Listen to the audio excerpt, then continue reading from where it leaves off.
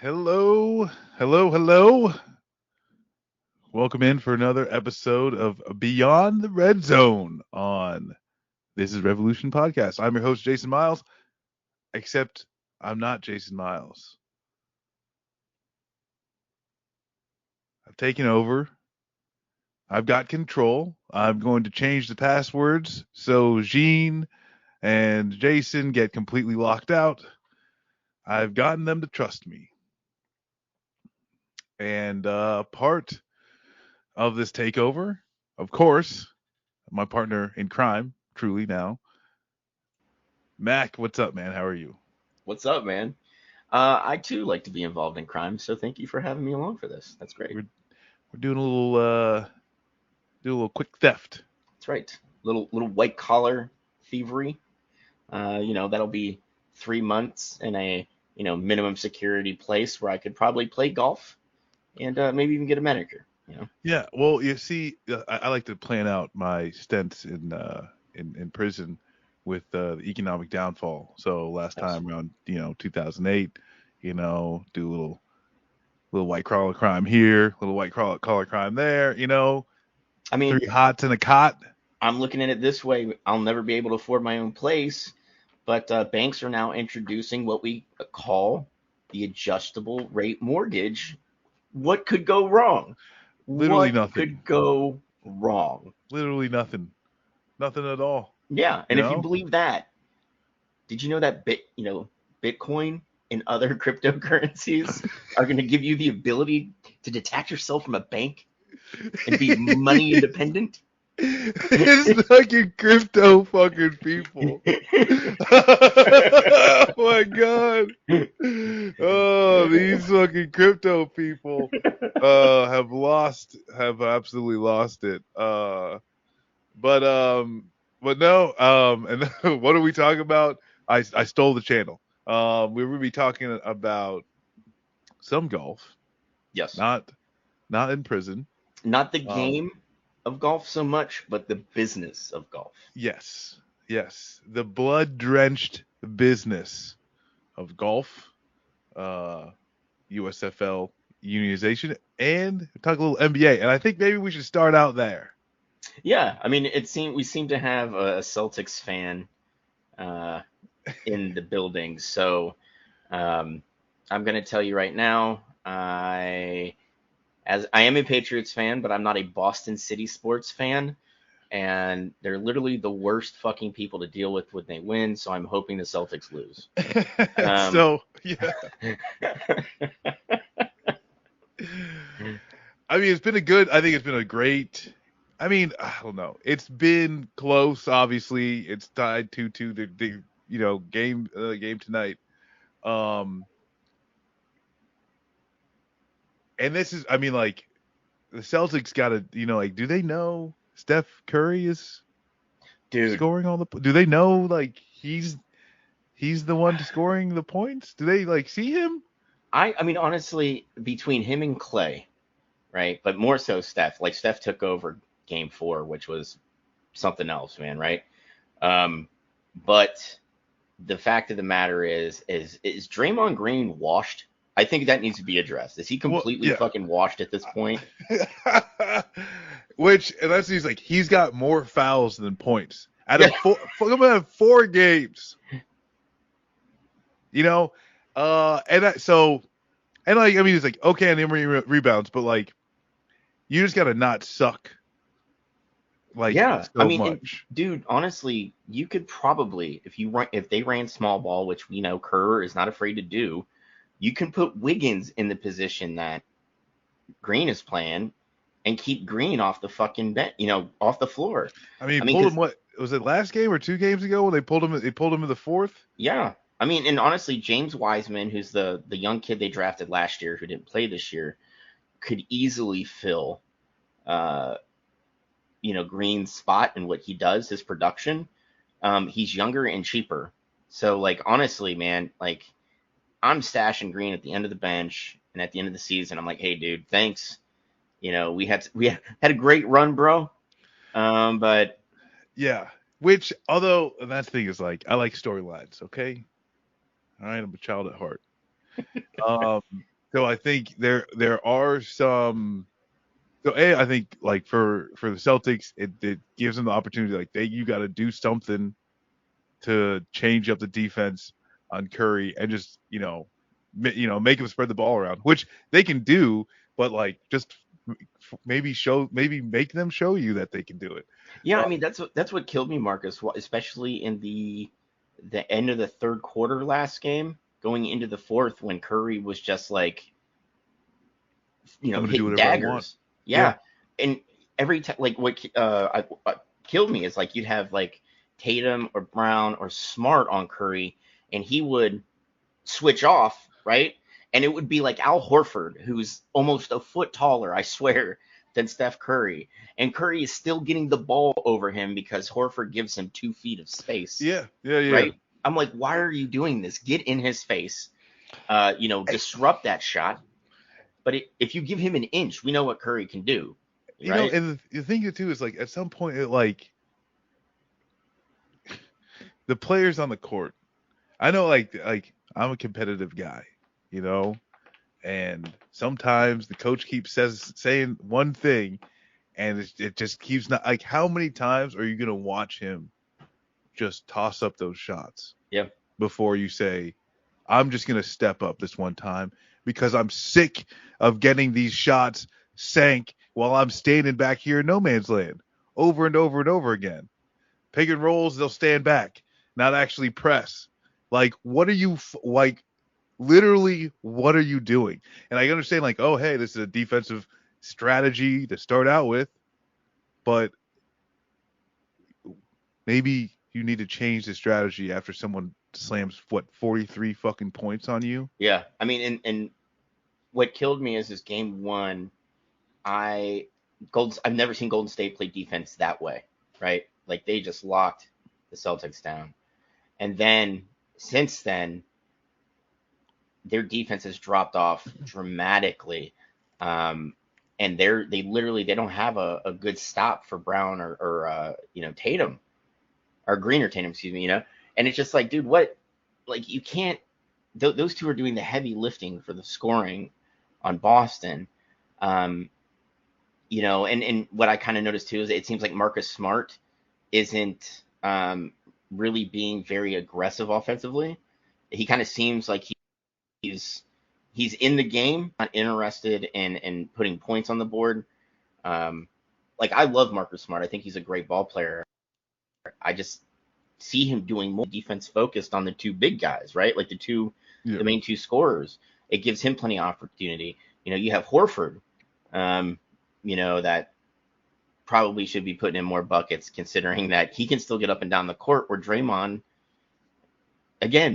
washed. Like And that's, I mean, like, and this is where, hell, man, especially for who Draymond Green is, like,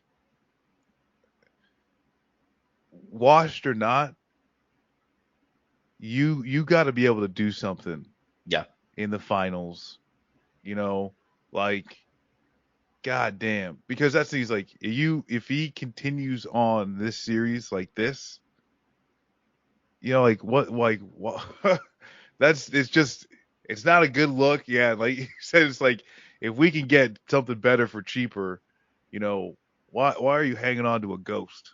yeah, A ghost that's yeah, just I mean more fouls than points, yeah. I mean, especially when you're Joe Lacob, like we talked about last time, he's looking at a $300 million luxury tax bill. Why not? You know, why don't we, you know, cut sling on him and save yourself some money, and maybe your tax bill is a little less. But I don't know, man. I still think it'll go 7 games. Um, I don't think you can count Boston out. They looked a little like shell shocked at the end of Game 4, but I mean, Boston has shown that you can't keep them down. This is a good young team, and it's just like I I, think I'm I'm really enjoying the series, man. yeah, well, I think when you mentioned like the Boston fans is I don't think that is it tonight they're in They're in it's Golden at Golden State, yeah. State, They're in but San Fran, yeah, uh I mean if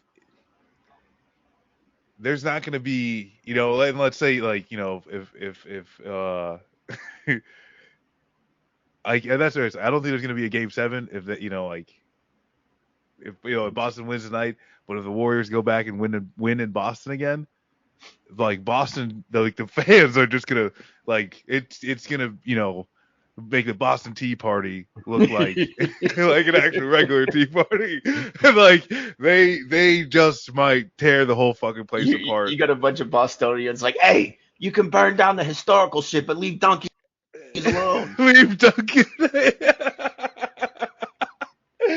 um, Get but your ass off my car. that's Get off yeah. my car.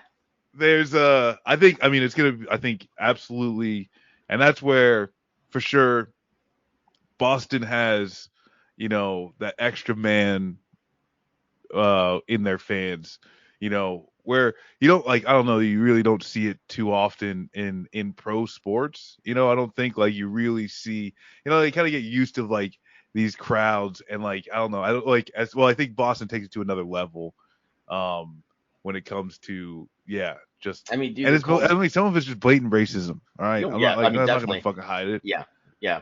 I mean, and let's face it, they're called mass holes for a reason. Yeah, You know. yeah. Like it's just that is what it is. Um, but yeah, that I mean that's honestly right now. I think Boston's greatest fucking hope is going to be going into Boston and having to deal with the fans and just being able to play a tough game to like. But if oh my gosh, if they let Curry keep scoring 40 points, Yeah. I mean, and Clay's starting to heat up. I mean, Wiggins is scoring pretty well. Looney's providing a lot of rebound protection. I mean, Golden State, when they heat up shooting the ball, they're going to beat you. yeah, Um, you know, but they have to really crack down on defense. They have to play better defensively. And they have to rebound better. Like I noticed in game 4, they gave up a lot of long rebounds because after Curry or Poole or Thompson would, take a shot and they missed it, like they weren't exactly attacking the glass to go get the second chance yeah, points. So, yeah, um, I mean, it's those are two things they really need to work on. With Boston, they have to find a way to stop Steph Curry from just being able to shoot lights out because the minute he well, warms up, like it's it. You and that's know? is like you got to take 2 steps forward, Yeah. like it's just and like that seems like those are long and dangerous 2 steps, Yeah. but staying back isn't working. No, no. I mean, He's and that's the dialed thing. in. It's not working. Have you seen, like, I've noticed this about Curry's shot. It's kind of weird to me that a guy who literally shoots with just one hand, like, he takes his offhand off the ball before he releases, but his release is so high with that right hand. Like, he could shoot over fucking anybody and just barely hit the net as it goes in the bucket. It's nuts to me that he's got that perfected the way he does because it's a thing of beauty. That's what I think. It's a beautiful shot. I mean, I will say this. I think this series has probably been one of my more favorites to watch since the 2016 NBA Finals, which we all know that's the year the Cavs, brought that trophy home to Cleveland. Um, but I think the game is better when we see teams like Boston and Golden State um, going deep, having deep playoff runs. Uh, you know,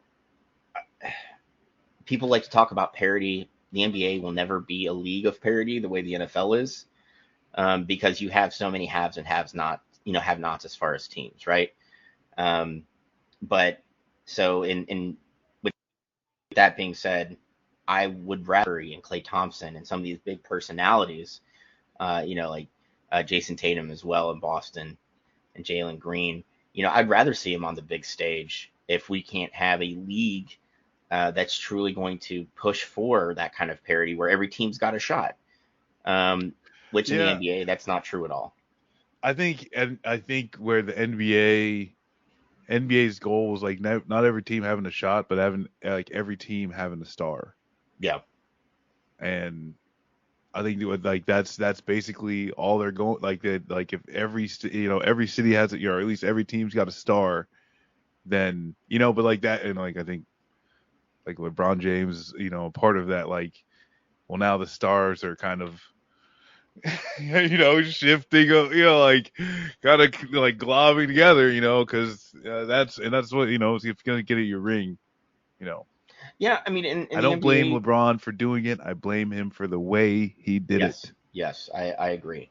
I'm not even mad at him anymore. He got a title in Cleveland, and I can die He a happy just man. he just don't go on national TV and say, I'm getting a divorce. Okay, that's just not a good look. Yeah, I mean, and the thing is, I was in Afghanistan when he did it, and it broke my heart. Like, dude, I literally, I was on SOG when I saw it, Marcus, and I went to my cot after my shift, and I pinned, like, I had it set up so I had like a privacy curtain, and I just pinned a note to it that said, "Don't fuck with me for 24 hours." LeBron left. Like, I didn't go on patrol. I didn't do shit, man. So Oh fucking mad. man, And dude, my it's like when they boys, told me J Lo died. So, bro, and the thing is, my boys were like, "Yo, should we go talk to Sergeant Mac?" And one of my team members was like, "You do not do that. You leave him alone, just just like leave the me note alone. says." He's Yeah, like, "We're not even on the guard rotation right now, dude." He's like, "Just lean into it and do not leave the tent unless I, you have to shit." yeah, LeBron, you hear that? You get almost getting the troops killed out here. I almost died of depression. Could you imagine? Oh my God. Oh man. Whoa, He whoa, died of a broken heart. that's right. We got a big question in the in chat here, Marcus. Read that LeBron has officially become a billionaire. That's true, he has. Does that mean LeBron is therefore an enemy of the working class and due for a haircut with a guillotine emoji? That's a bagel slicer, just to be clear. Oh, Okay, a oh. guillotine that implies violence. That's a bagel slicer. Well, I Okay, mean, for chopping you could slice treats. a bagel, a really big bagel, with a But this, guillotine. I think, well, and like that thing's like that question, it's already been asked and answered by LeBron. When he picked up the phone and called Obama and then, was convinced, right? Oh yeah, we got to fucking call off the strike and all that shit. That asked and answered. And, and that's it where too of like, where some of these professional league unions are in being able, to even talk about national policy, to even have an influence on speaking about national policy, not even having the influence on actual policy, right? Like that's something that, like, that's the goal, like the goal for the left, right? Is getting to the point where the organization of workers has enough power to influence society. And yeah, LeBron is, let the most famous person whisper in his ear to stop, LeBron, to calm down, and he will fucking do it. Yeah, yeah. I mean, and that's the thing. I can't stress this enough. The most powerful unions in this country are professional athlete unions. Um, and if we're talking about unionizing in this country, there's a lot we can learn from those groups, but I don't think it's something we emulate because they're easily flexible as long as they get theirs, right?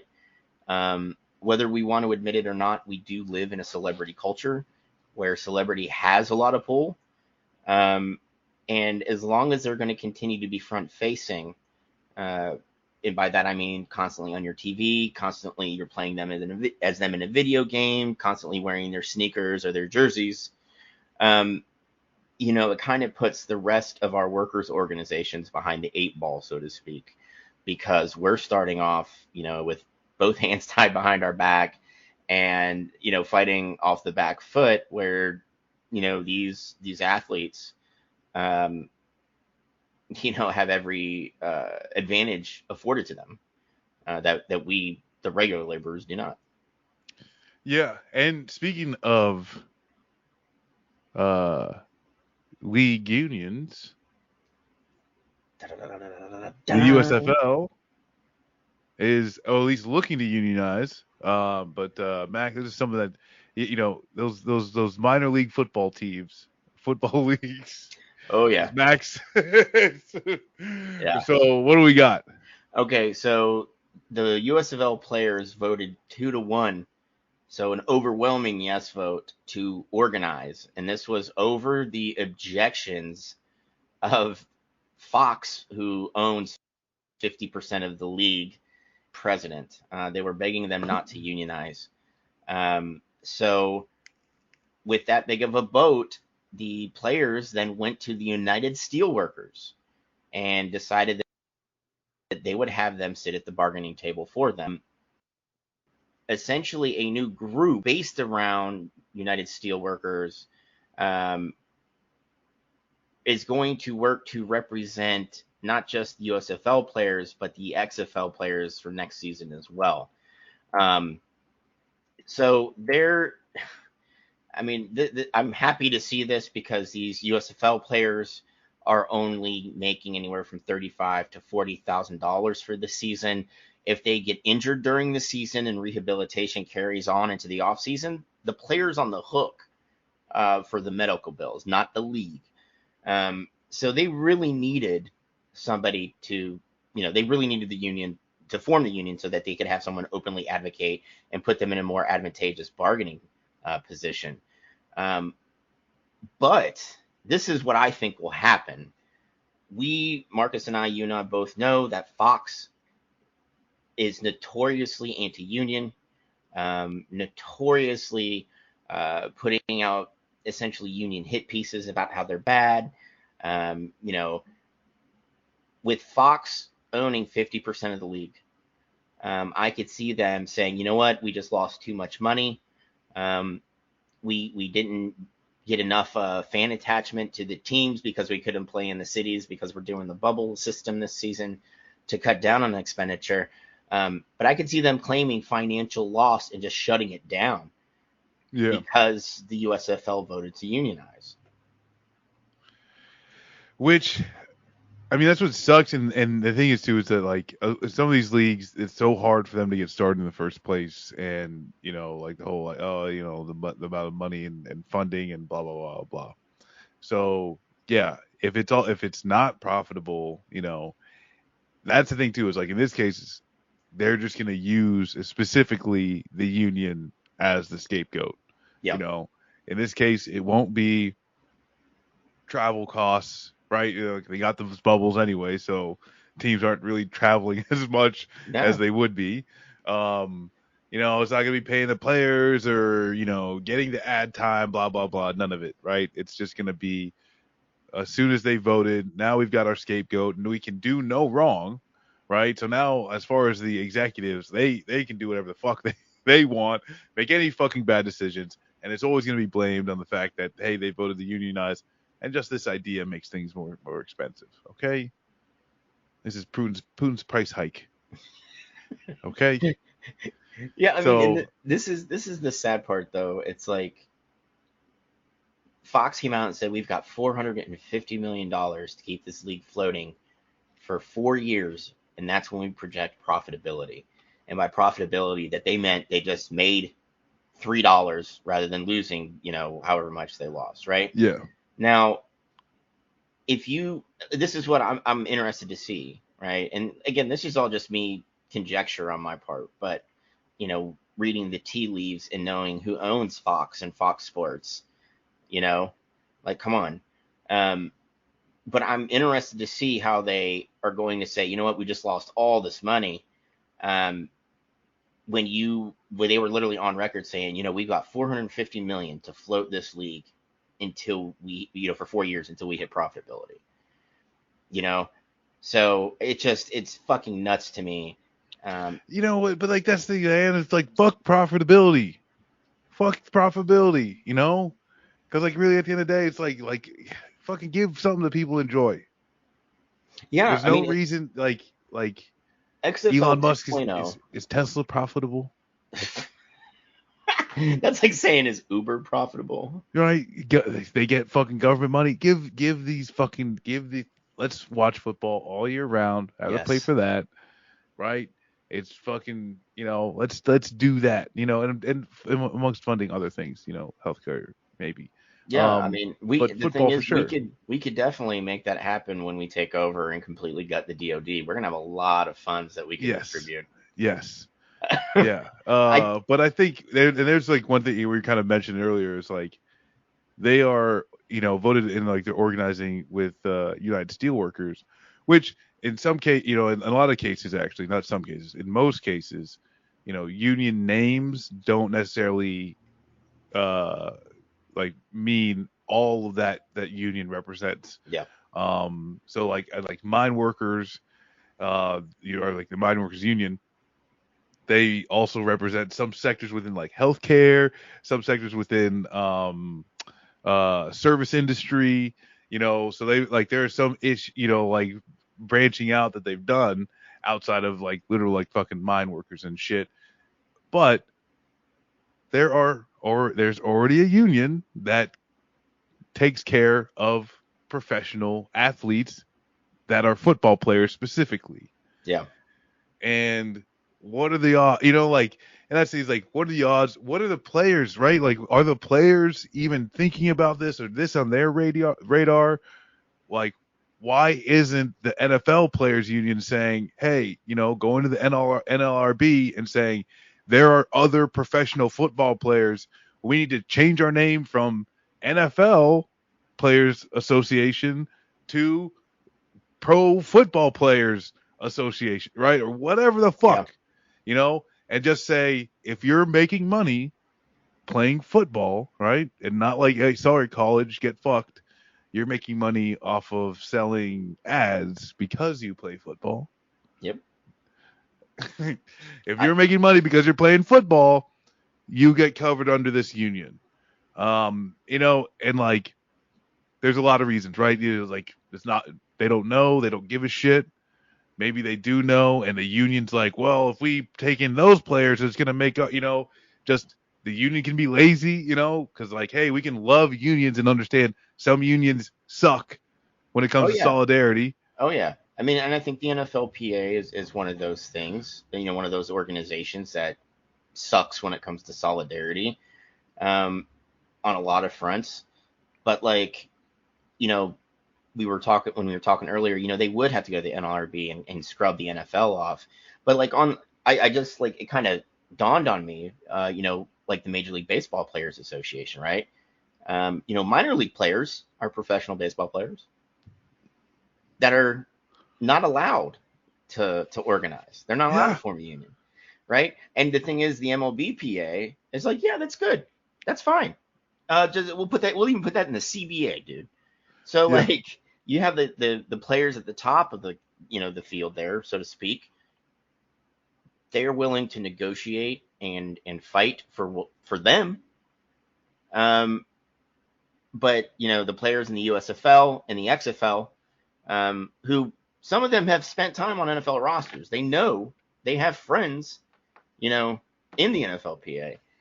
So let's not. I mean, I highly doubt that the NFLPA, like the members, didn't know about it.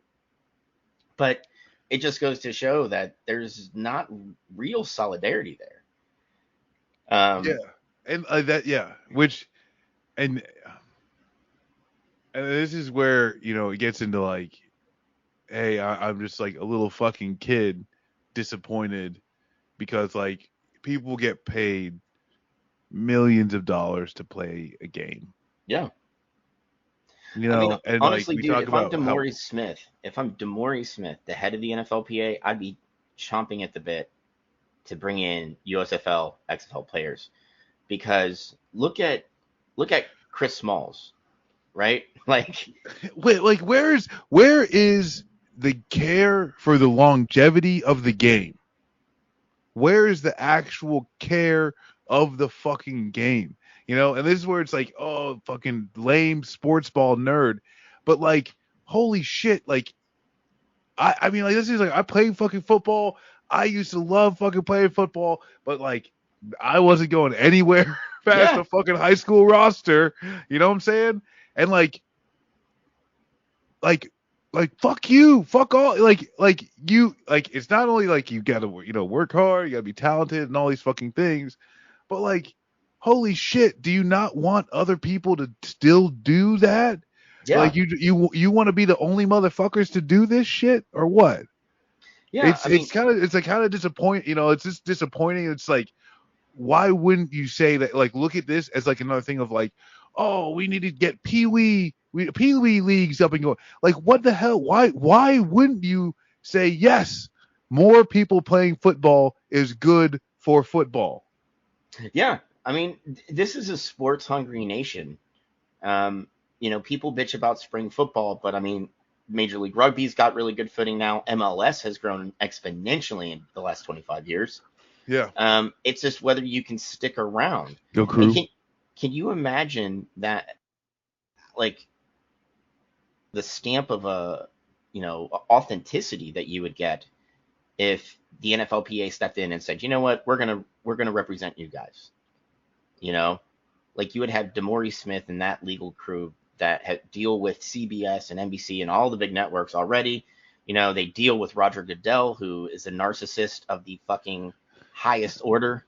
Yeah. Um, And the you thing is know, too is and if you're an NFL player and you're saying, why do I want my fucking union protecting these other people?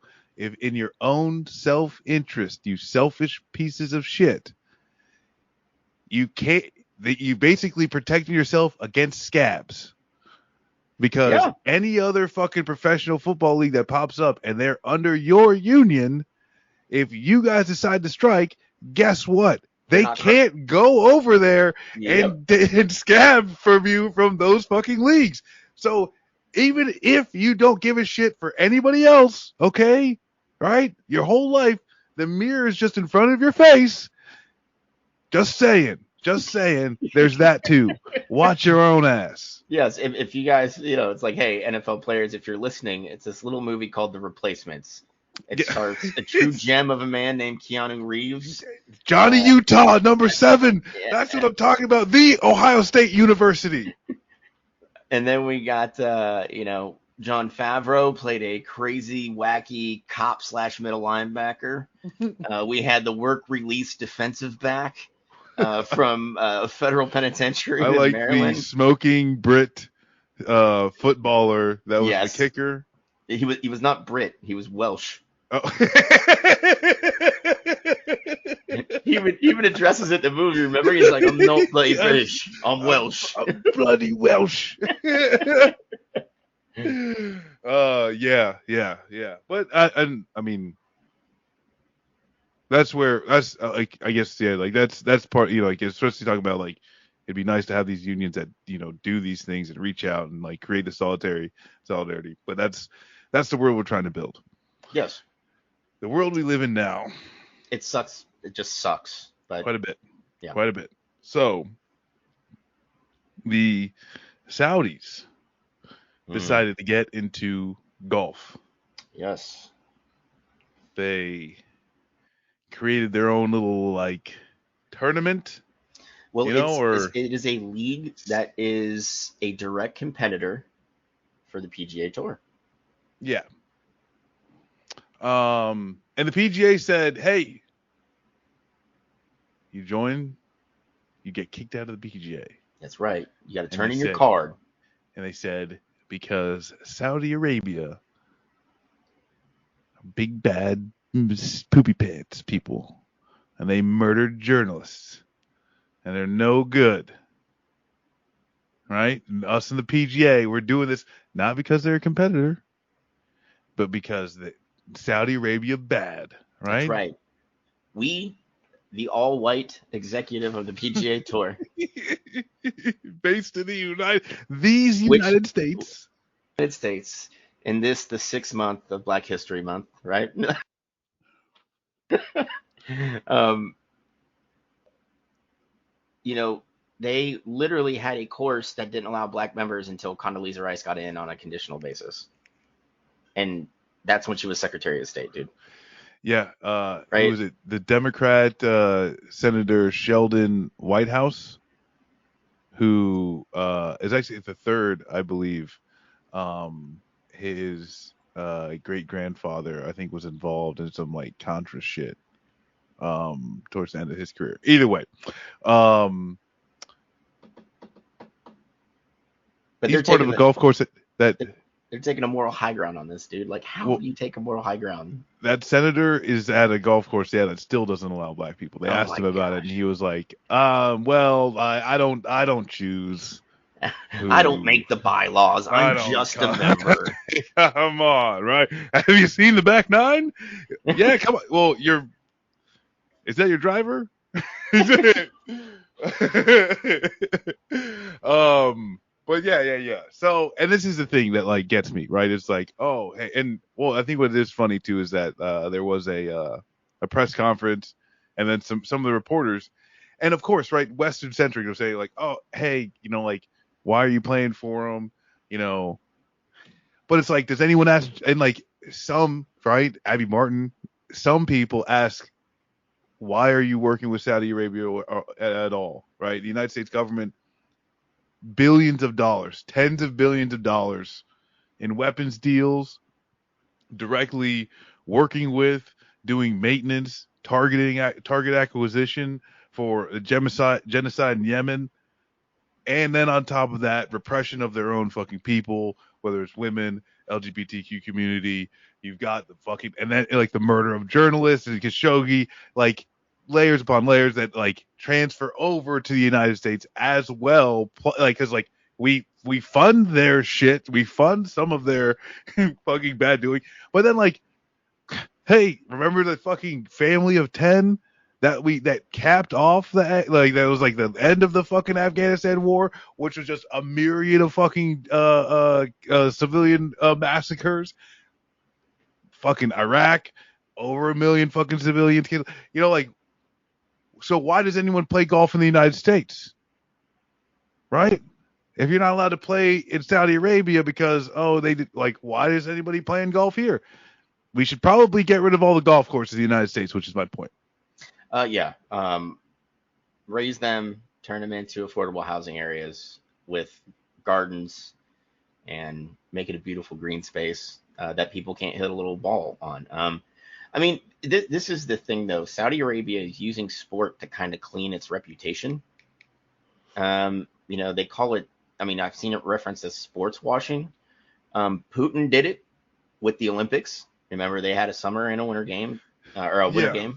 game. He was supposed to host the World Cup, matches that they took because he invaded Ukraine.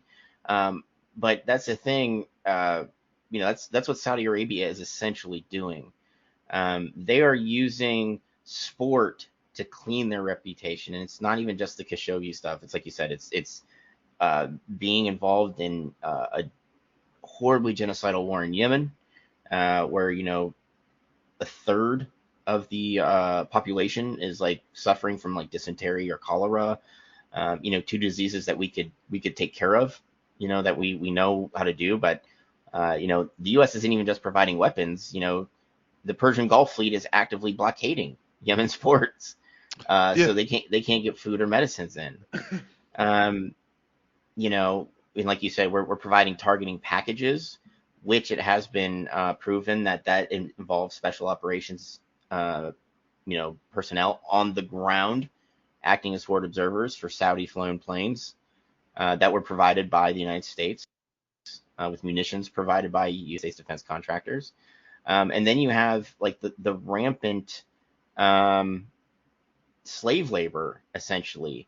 That's how like Bahrain and Qatar built the World Cup stadiums, by bringing in workers from like Somalia or the Philippines, taking their passports. And like dozens die like every fucking day. Yes. Like it's like straight up like just slave camps. Yes, and Saudi Arabia is guilty of it as well. And they think, I mean, and this was Saudi Arabia's thing, right? This was their pitch. Like, hey, the average golf tournament on the PGA Tour, the entire purse is $5 million.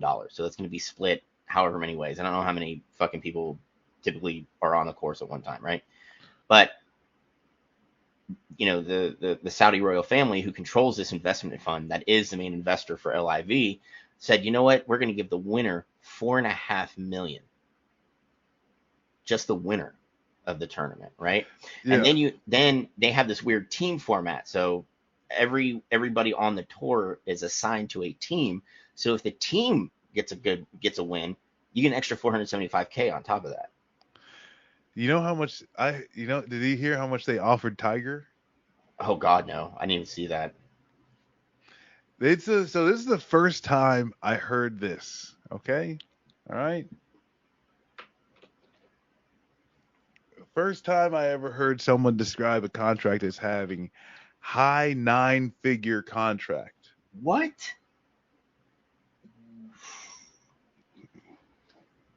They're looking at between $850 million and $1 billion. That's fucking nuts because like Tiger's washed too. Like that dude should be like using a cane and passing it off to his caddy I mean, so he that's can the thing swing the too. club. Is God damn. I mean, they were gonna pay Tiger Woods $1 billion to play golf. He said no. He said no. Well, and so here's a little thing, right? If they get kicked out, like a lot of them get pushed out of the PGA Tour, and so like the Masters, Oh no. right? This is where you're incorrect. The Masters and the other majors are not run by the PGA Tour. Well, I So mean, yeah, okay. Mickelson will still be able to play in like the British Open if he wants. Oh, all right. So that's the thing. Is like I thought that like since like they pushed out, they wouldn't be able to play in the No, Masters. the PGA But Tour runs every other event except the four majors. The four majors are run by other groups that fall under this big umbrella. I can't remember what the acronym stands for, but essentially, players are assigned points that give them their ranking, which allow them to play in the four majors, right?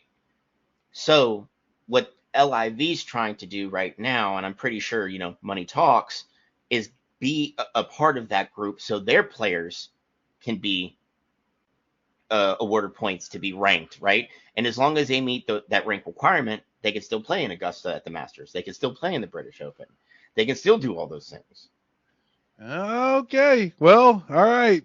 In that case, my like you got a bunch of people. Oh, because you know what? And like that's the thing too is that like for anyone that's saying, oh well, now you got blood on your hands because you're playing golf with Saudi money. Like if you're playing golf with American fucking money, guess what?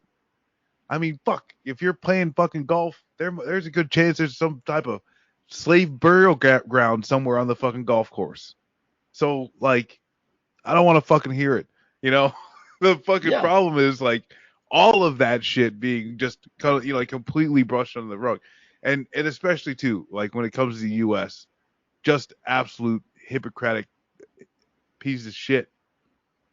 Oh hey, fucking Cuba and Venezuela can't come to the summit of Americas because they're not anti-democratic. But it's like, and you got trans parents getting hunted down in Texas, can't say gay yep, in Florida, abortion's going away. You know what I'm saying? Like, what the hell are we talking about? What are we talking about? What yeah, democracy? yeah. I mean, and honestly, we have all that, and it's compounded by, soon people are gonna not be able to afford to go to the grocery store. People aren't going to be able to afford to continue to pay the rents as they are. And what have we done in this country? We have made being poor a crime. The town I lived in passed a vagrancy law like 2 years ago. So, I mean, we, like you said, what democracy? We are backsliding into this kind of single party uh, where they want to base every, fucking 10 commandments. And you know what? They're probably down at Augusta, Georgia, or they're at that other fucking country club where the senator's Yeah, at, playing a game that literally is the dumbest shit ever and there was nothing to do in Scotland, in the 3 months where it's not fucking miserable, right? Like people just wanted to be outside. So you had a bunch of Scots go, you know what you should do? Pick up this stick and hit a wee rock. And then it fucking turned into golf, right? And it's just like, it's such a privileged game. It's built on racism. It's not a very what you would call working class sport. My grandfather loved it. He had to learn how to play it when he was the head of his steel mill, and it was bought by a Japanese company. He had to learn how to play golf to go to Japan, and because that's where they talked most of their business was on a golf course. Yeah. Um, but he tried to get me into it, and I was like, "Fuck this, dude. This is dumber than shit." Um, but I'm with Mark Twain on all this, and he sums it up best where he said, "Golf is a good walk spoiled," and you know, I'm with you, Marcus. We need to just completely abolish the game. Quit wasting valuable resources on golf courses. I mean, what is? I mean, I don't know for sure, but I guarantee you, there's probably some pretty nice golf courses around Flint, which still doesn't have clean drinking water. I'd imagine. And the thing is, like frisbee golf, right? I'll play the shit out of that, especially when I'm Why, high. like, why can't like, why, why can't like go like golf needs to, what is it? Embrace tradition. Okay, needs to reject modernity and embrace tradition. All right. They think when they started this shit, did they have lawnmowers? Did they have Fuck no. perfectly cured greens and shit like that? Come on. No, We need to embrace tradition. that's right. And when you play, you should have to wear a kilt. Yeah. Um, you should have to actually also, when we look at when it Except who's started, that fat bastard that wears those fucking bright pink John pants? Daly. He can keep his style. All right, I can. He's sponsored by Hooters, man. I'm down. Like let that man live his life. Um, but like you should have to like roll around in dirt. Be Yeah. and maybe even have like scurvy or dysentery as well. Like it's an old sport. It goes back a ways. So embrace that tradition. Shit yourself on the golf course. That isn't, you know, like you said, perfectly cut, leveled. Yeah. You know, Like it should just be a fucking feat, like it used to be like, oh hey, we're just like we're going out, we're playing golf that direction. You know? That's it. Hey, that's the tree. You see that one? No, this one? No, the big one. Next to the shack over there, right? And you just hit the ball until someone hits a tree and then you keep drinking. And that's the thing. It's like there's been a few times.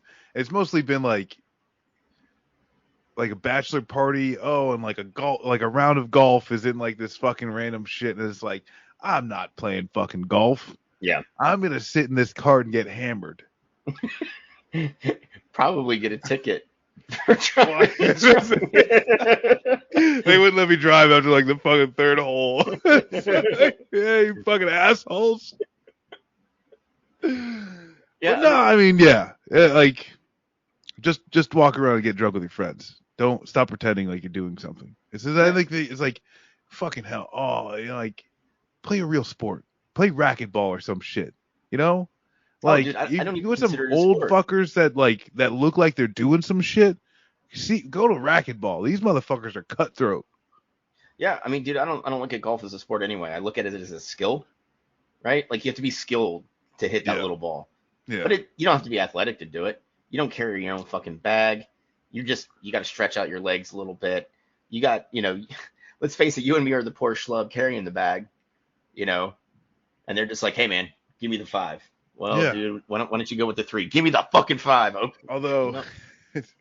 I had a buddy that used to caddy, and hey, caddies can make some good money now, but like when you think about the whole enterprise, it's pennies, right? Um.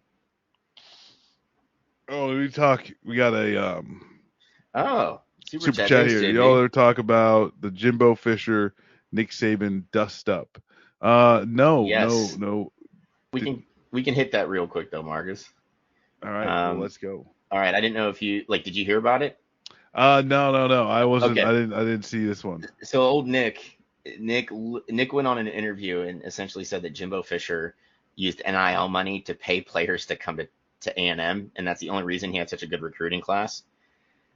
So Jimbo kind of took umbrage with that. Uh, Lane Kiffin was also kind of named in it, and Lane's not above putting some shit on Twitter. You had late. So he's a And, big piece of shit. Yeah. And Lane was like, "Oh yeah, man, Nick Saban's gonna call me out for something he's been doing for fucking 20 years, right?" And then Saban was like, "Well, I didn't mean to rattle, rank, upset anybody. Like, "Ah, maybe I said something wrong. I don't really know." Oh But yeah. essentially, A&M went to the SEC and is demanding Saban be suspended for a few games because of what he said. Damn. They're equating it to defamation. I mean, they're not wrong, but neither is Saban, but then also neither is Jimbo about Saban, right? Like there's no good, all good people in this, Oh, right? There's there's no good people in this. Jimbo Fisher is a piece of shit. yeah, you They just know, coach football well. yeah.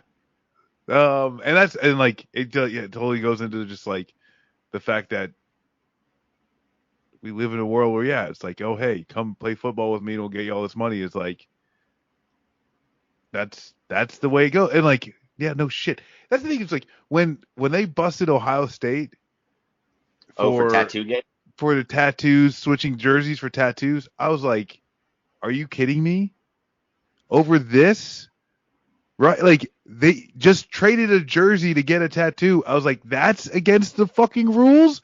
Oh It's yeah. like, because the thing is too is like you chilling around Columbus. I remember, see, like this is like years ago when the Chrysler 300 first came out. There was a non-zero amount of Ohio State players that all had matching silver Chrysler 300s. Yeah. I mean, look at CJ They didn't Stroud. trade jerseys for that shit. Oh no.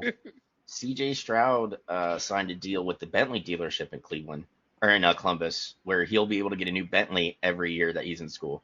Oh my god, good for him. Good for Yes, him. Fuck yeah. dude.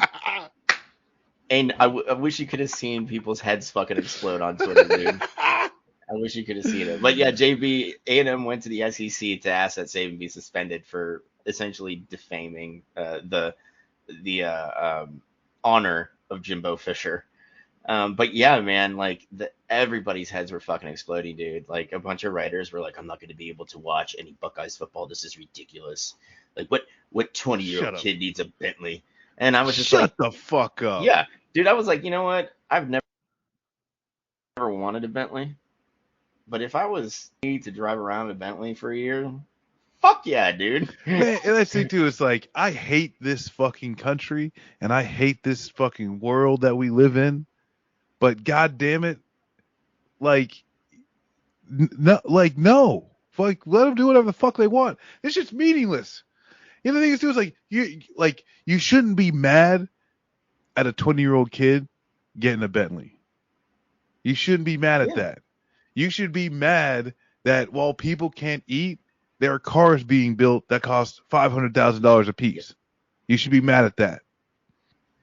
No, I mean, this is what kills me. It's like all these people that bitch and moan about, in this case, CJ Stroud, right? Getting a Bentley to drive every day he's on campus in Columbus until he gets drafted, right? So the ones that piss and moan the most about that are typically your more conservative leaning fuckboys that will thump the capitalism Bible at everybody. Yep. But when there are collegiate athletes getting the bag, When you they're see, suddenly bad guys. that's the thing. It's like when you see a young black man motherfucking shining, Yep. they cannot have it. Because the thing is too is like he's just getting a nice whip. God Yeah. forbid you say something, right? God forbid you speak out on an issue. But it's like, what can you do? What can you fucking do? And the thing is too is like in so many cases, oh hey, he's just scratching and clawing, scrappy. He's getting it. He's doing everything he can, get to the fucking top. All this type of shit. Like why talk shit? Because I'll tell you straight up, there is not a damn fucking thing you could have said to me at 20 to keep me from a fucking Bentley. Yes. If you're saying it's up to me making this decision to say no, you can get fucked. Yeah, I mean, and that's the thing, like how Especially when hip. Coach is driving one. Coach bought one. Oh Coach fuck bought one yeah. for his wife Coach has got another two in the garage at the fucking, uh at his lake house. yeah, that costs like $4 million. Oh, and then you have the $6 million mansion closer to town, right? Like, so like these coaches are paid an exorbitant amount of money. Why do they get to enjoy the good life while, you know, the student, the young black man that's performing on the field, that is putting bums in seats, right? That is out there having jerseys sold with his number on it, but not his name, Mm-hmm. not his name, right? The same kid that, the fans are going to sit there and clap for on Saturdays, but come Sunday, look at this motherfucker in a Bentley. The name on the front of your jersey is more Yeah. important than the one on the Yeah. back, Yeah. Yeah. Yeah. right? Yeah. Yeah. Yeah. And Yeah. and Yeah. Yeah. and I think, dude, it goes down to, and I mean, I don't know if you saw the article, but it was a Telegraph article. It's about, it's from the UK, but it really strikes home here, right? It's that boomers are saying, if millennials would stop getting Netflix and stop ordering takeaway and stop doing all these things, they'd be able to buy a house. And one of the big parts of the article is, I'm older, I'm due, I deserve the good things at this point in my life because I had to work like 80 hours a week as a young person. And like we have that same mentality here, right? Like why the fuck, and I'm not saying this, but like, some of these assholes are like, why the fuck is CJ Stroud at 20 years old getting to have a fucking Bentley when I didn't get mine until I was 55, right? And It's it's like, like, well, like motherfucker, how fast can you run a 40? yeah, can you throw a tight How? spiral 80 yards downfield? Yeah, like it's easy question. Yeah, like Yeah. you could take, like, can you, yeah, yeah, you can dodge the fucking pass rush coming off the fucking weak side, throw a tight spiral. Can you do that? No? All right, Shut shut the the fuck fuck up. up. Yeah. Shut up. But like, I mean, it's a horribly infected part of American, white Western culture, is that grind mentality that we just let seep into everything. Like, you know what? In the years where you would enjoy the experience more, like going to Europe or, whatever else the cool kids like want to fucking do, right? You shouldn't do that when you're younger, when you would enjoy it a lot more, when you'd be able to take more advantage of it. You should go to Europe when you're 60, when all your joints hurt, when you are on a Yeah. fucking calcium pill to make sure your bones don't shatter, to where you can only walk about a mile down the road and you got to turn back around and go to the hotel, right? Yeah.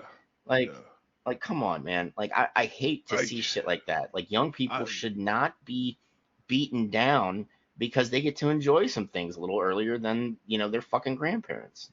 absolutely not. And like that, like life should be geared towards like that. And like really like the enjoyment of life itself.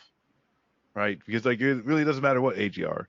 There's some 50-year-olds who stayed healthy their whole life and their joints don't hurt. I'm mid 30s.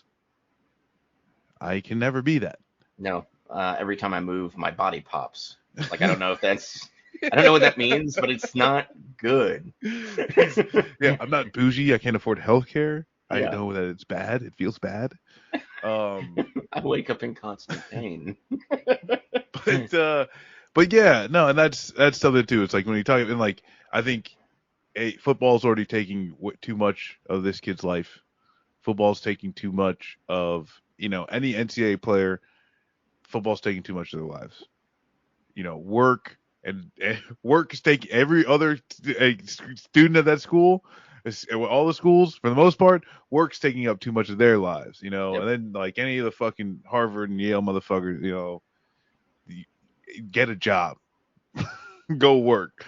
Um, but yeah, and that's, I mean, you hit it on the head where a lot of times when it comes to a black man, you know, getting paid, getting fucking, at the highest level, there's always going to be something to say why it's not good enough, why they should be more professional or some shit like that, you know.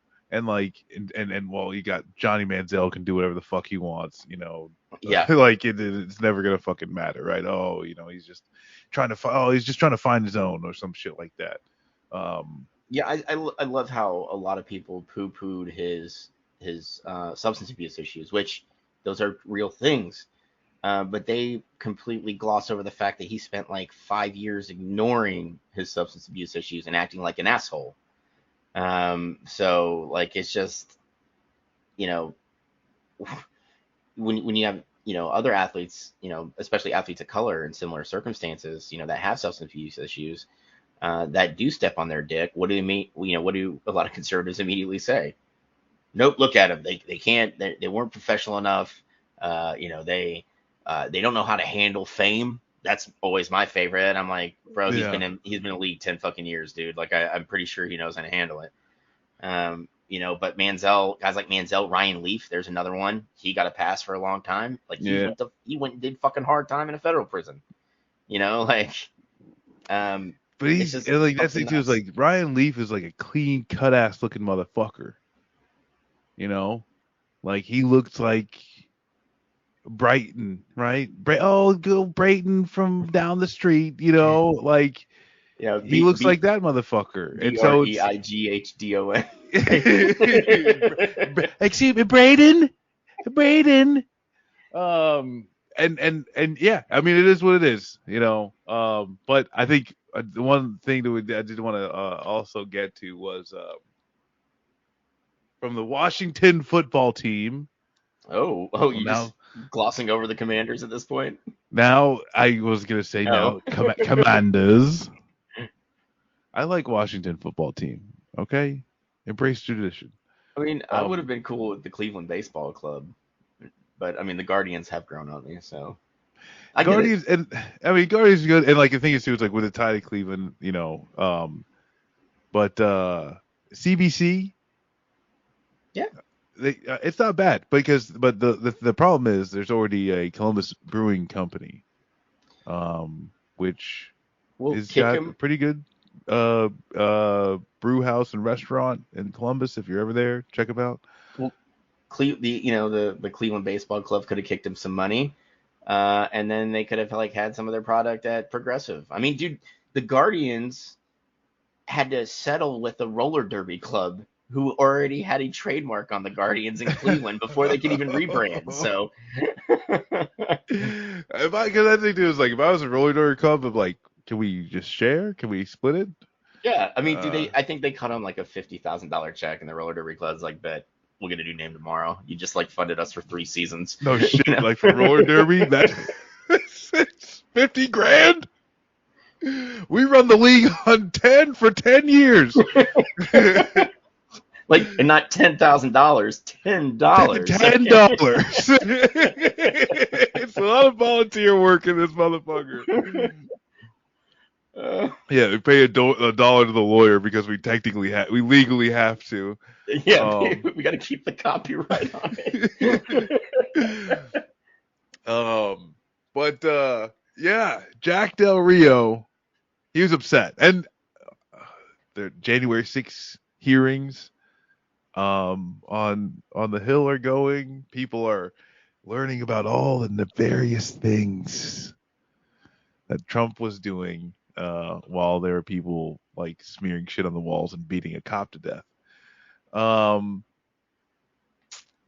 Jack Del Rio is upset. He's saying, why is there so much focus on this this part insurrection, part riot, and no one's talking about the Black Lives Matter riots. No one's talking about the cities that burned to the ground. Oh, right. And people got mad because he needed to shut the fuck up. And he called January 6th a dust up. Dust up. Yes. That's what he referred to it as. It's a little dust up. You're focusing on the dust up when whole cities and businesses were burnt to the ground by actual riots. Whole cities. Which I've always wondered, which city? Which city? I would like to see that. But yeah.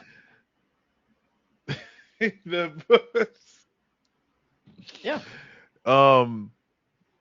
And so like I'll say there's a lot of people who like calls for, hey, you should be fired, suspended, whatever the fuck, and a lot of things.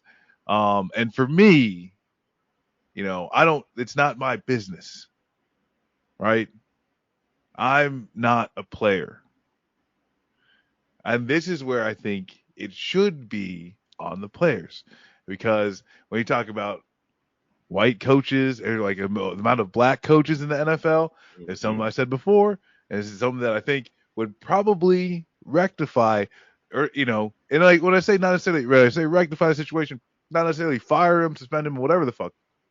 However, if the players had a say in who their coach was, A, there would be more black fucking coaches in the NFL, and B, motherfuckers like this would think twice before they open their mouth again. Because I think Del Rio's a known fucking asshole.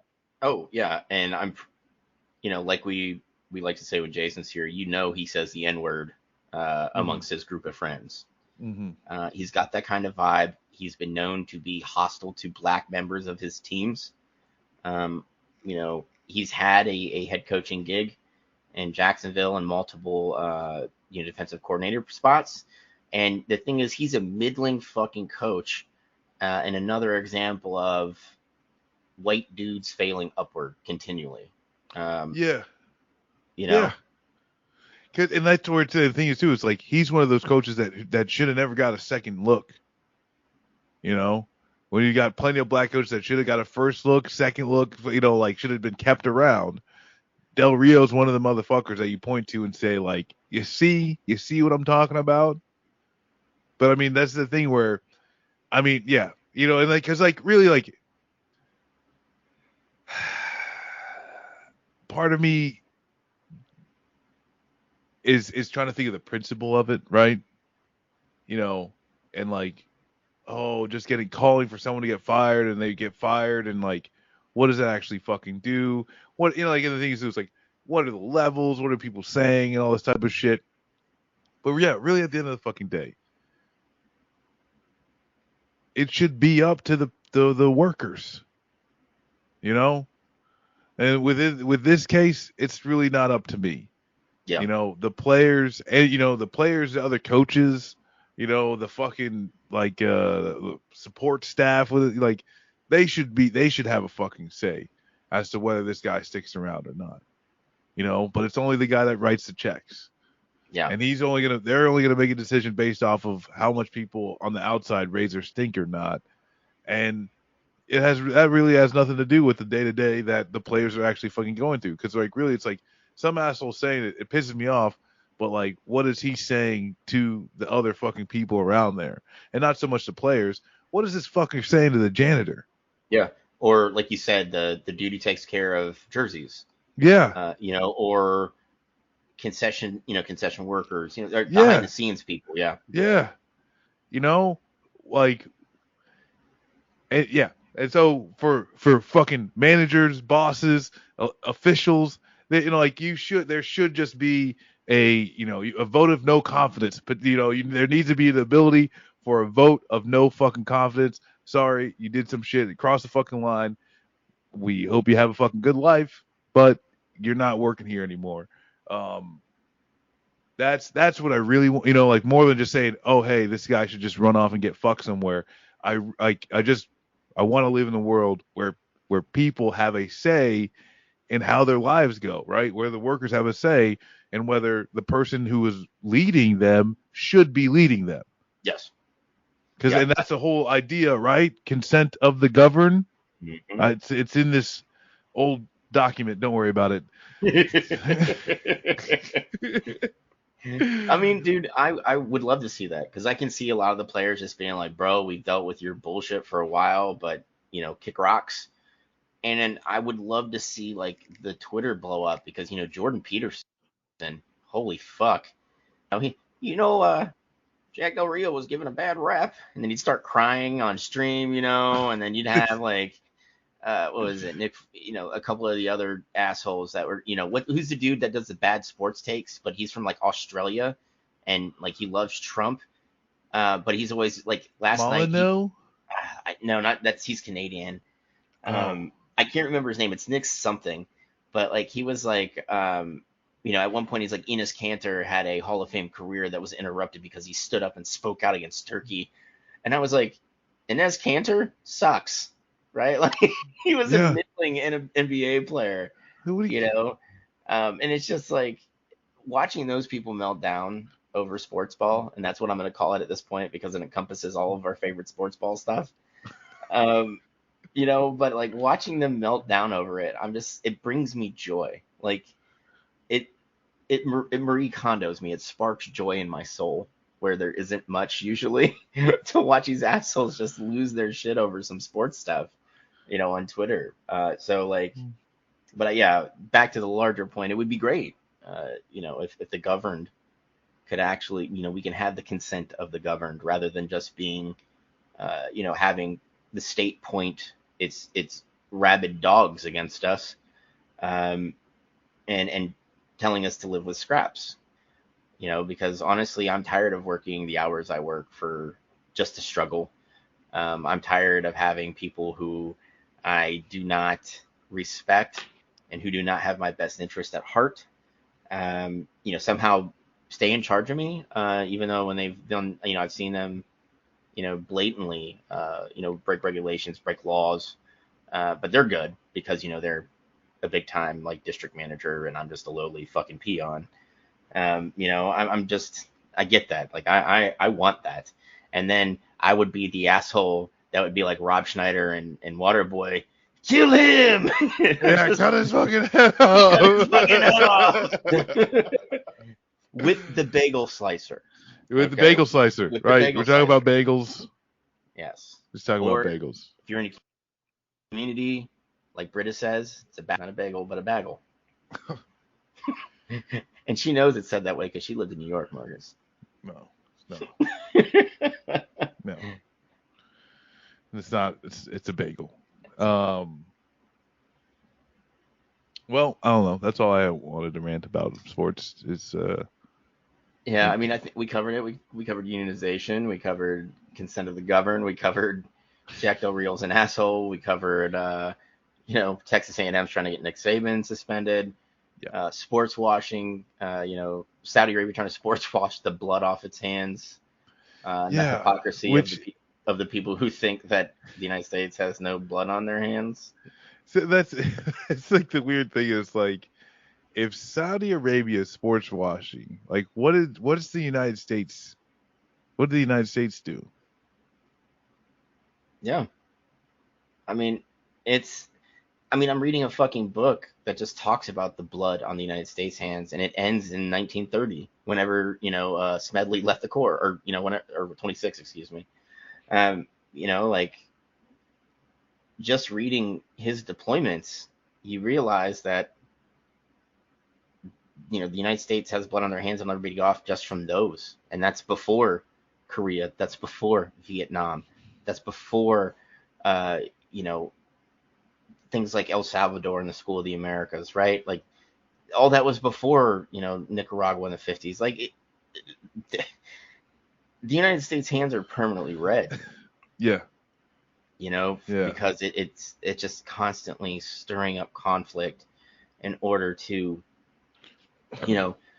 one, sell weapons, and two, to keep that capitalist,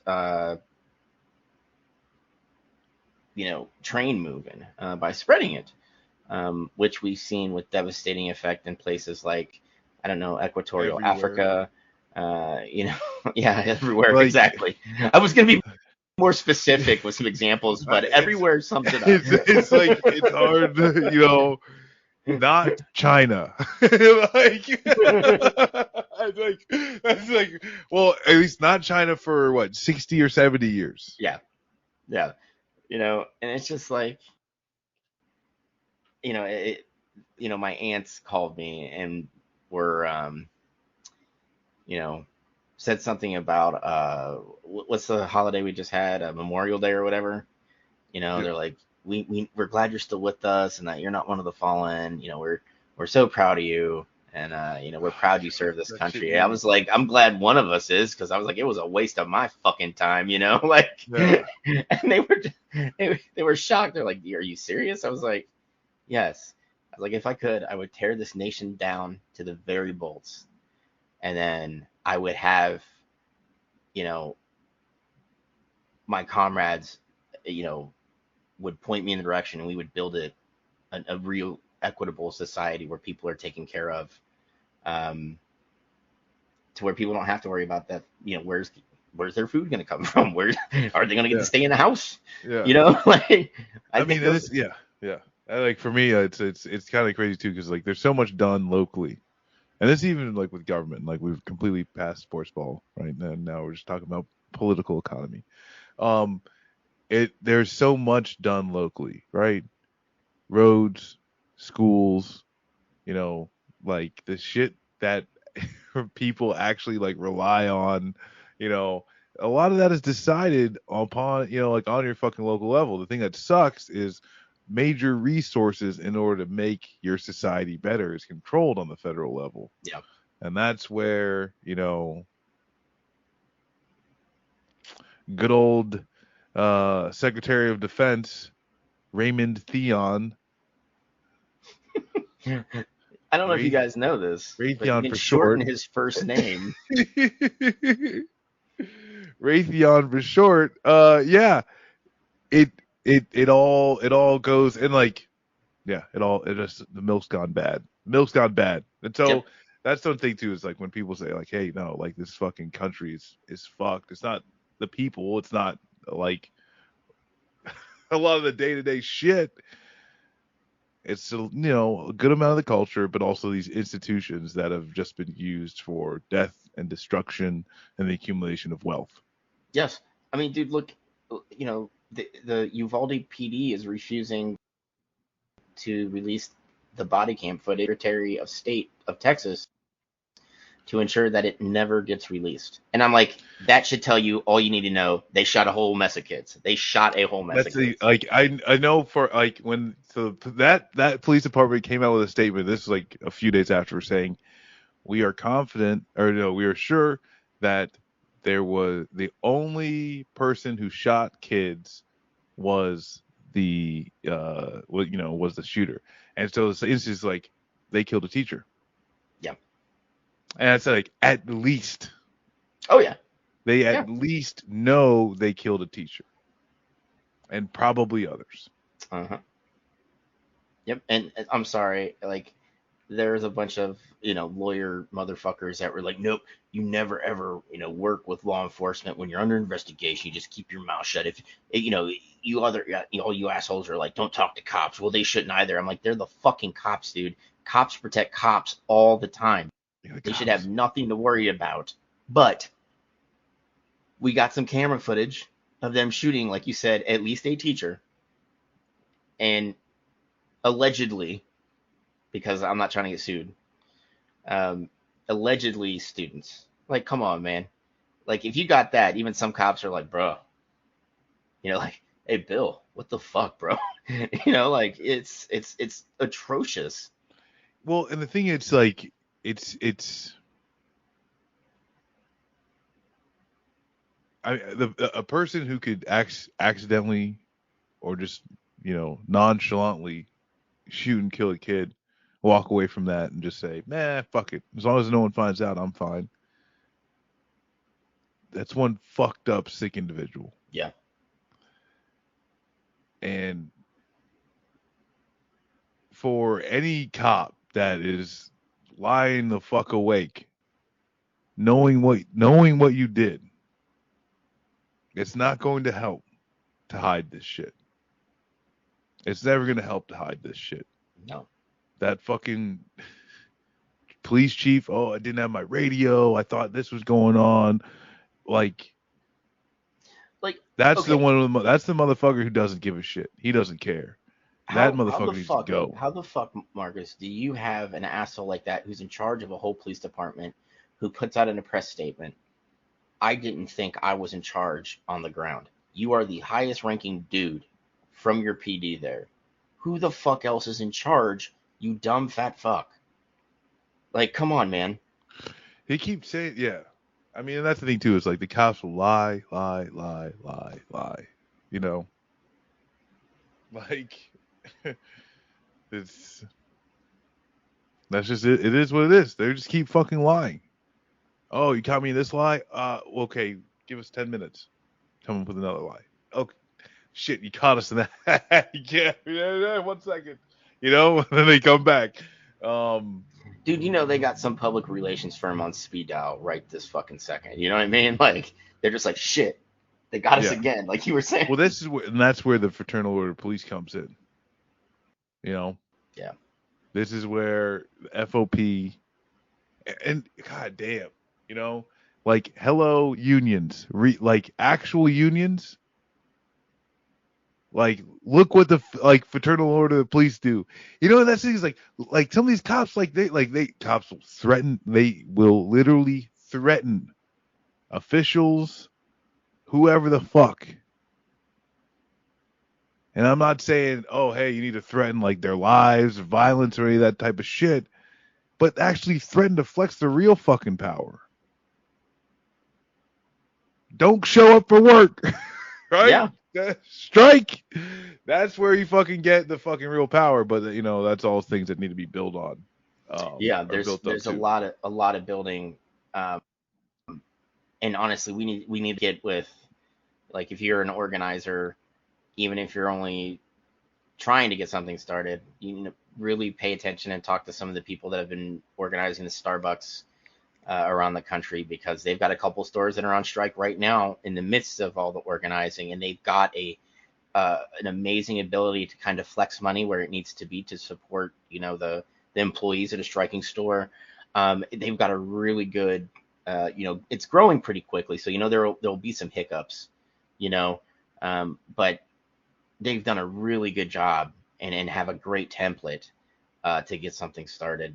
Because you got to think Starbucks stores don't employ probably more than 20 people, maybe Yeah, maybe 30. So you're typically uh, working in a smaller area. So, like, that's most of America right now, right? They may work for businesses, but they could be working like um, service industry where you're not going to have any more than 30 to 50 people. And then you got Chris Smalls, who's just organizing warehouses all over the country right now, where it's several thousand.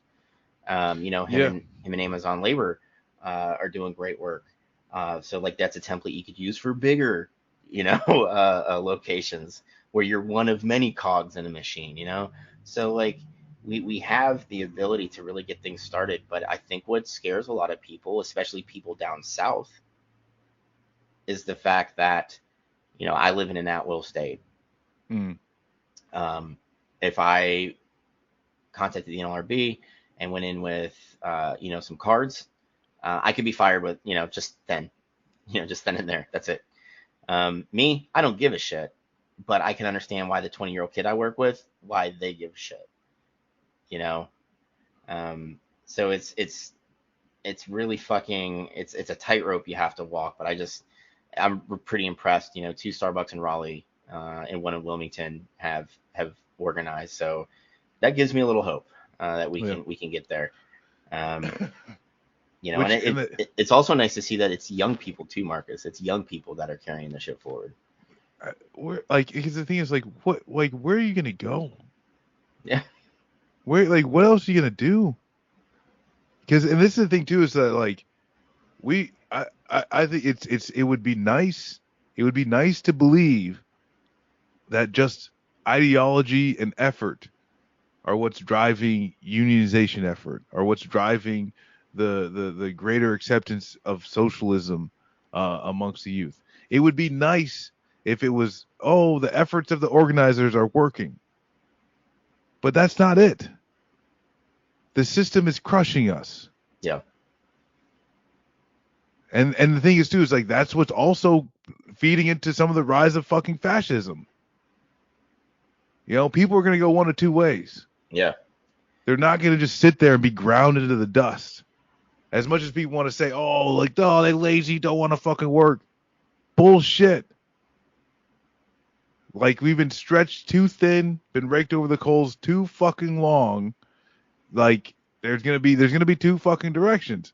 And I mean, and I'll say this for sure, right? If you're some of these store owners, you are lucky if they just unionize. Okay, that's not a threat. No. I'm just looking at historical data. Yeah, I mean, You're lucky if they just unionize. look at what happened after the Triangle Shirtwaist fire in New York City, right? After, and I'll keep this brief because I don't want you to be here for the next 4 hours as I go in depth on this. But the Triangle Shirtwaist fire occurred, 1912, where the owner of the building would lock the doors to ensure that workers, which were mostly women, there were some children there, um, wouldn't be skipping out to smoke cigarettes. So what they would do is they would smoke while they worked around all this fabric, and they would just ash and trash cans. So essentially, the building catches fire, and you have over 100 people die because of it, right?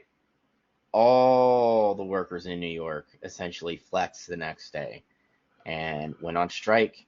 They went to, because you got to keep in mind, this is one of multiple factories that these two gentlemen or these two dickheads owned, and essentially broke all their shit, like literally broke all their shit, all their equipment, at one of the shops, and I think they had like a 2 or 3 day strike after that to push for better working conditions, especially for garment workers. So, like you said, the worst thing they do is organize. Um, No, the owner class manager. You're lucky if that's all your workers do, right? Because like, hey, look at Mao's struggle session. Okay, you're lucky if all they do is organize and create a union. yeah, Because like that's things like the further this goes, and like this is just human nature, right? Zoom out, look at history. People can't fucking afford rent, and like that's the thing too is like this is shit that I see and I feel myself. I'm getting letters from the landlord saying rent's going up. yeah, Uh, Obviously, everybody's going to the grocery store to spend more money. Like it's yeah. it's only But gonna be a matter of time. I love that. I love how they just keep telling me it's inflation, and I'm like, well, then why hasn't my pay went up then? Why is it Yeah, still the same? no Um, motherfuckers, you raising prices. That's who it is. yeah, it's gouging, that multiple CEOs, have been busted. They've been recorded saying, yeah, we're going to raise prices because they don't have a choice. They have to pay for it. And it's just like, where the fuck, like, at what point does this, kind of snap? And that was a good point. Like, we're slowly getting to the point where you're not going to be able to sit in the middle of this anymore. Um, you know, I, how I feel, Marcus. I want the thing to happen, and I want it to happen tomorrow. Um, right? And I know not everybody's the hero. I'll probably be dead within the first 12 to 13 hours of it. Yeah. I'm okay Oh with it. yeah. I'm all right with it. Um, but I think the thing is what it's going to take to get actual change. I think it'll be mean, it'll be dirty, uh, and I don't think the United States comes out of it in one piece. And I don't give a shit. I'm okay with that. Let this country balkanize. Yeah. It And it like this is where, yeah, like putting on the historical fucking lenses, uh, empires usually last for about like I think the average is about 300 years. And we're coming up on that. Yeah. I think it's like 250 to 300 is like the average.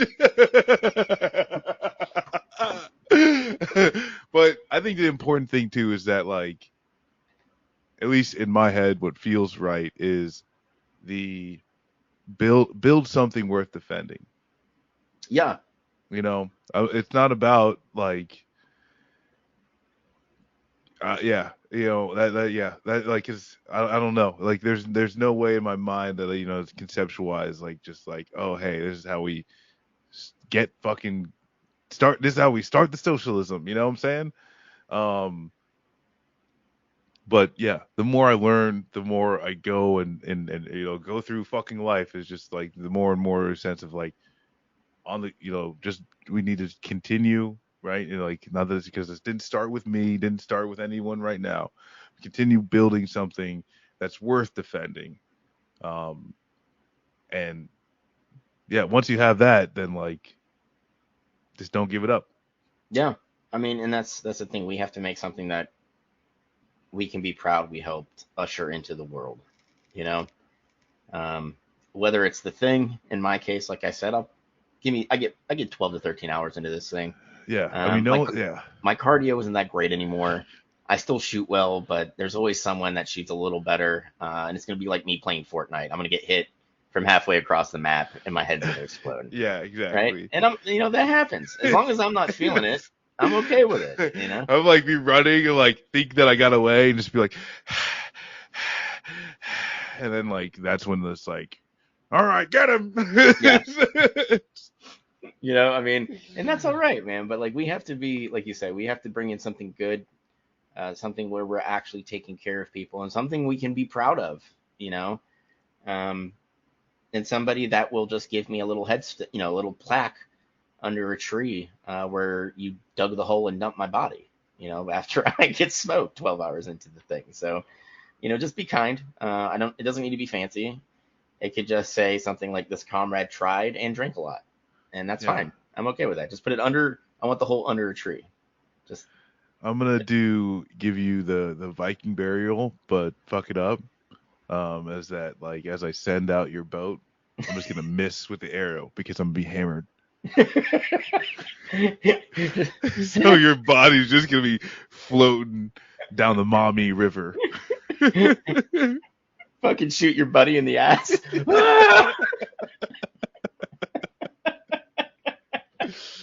All right. Well, on that note, planning Mac's funeral.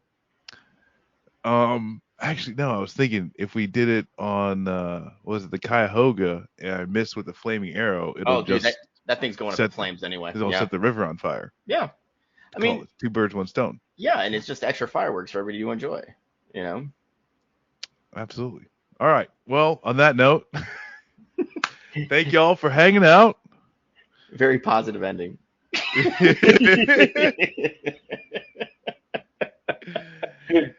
And we are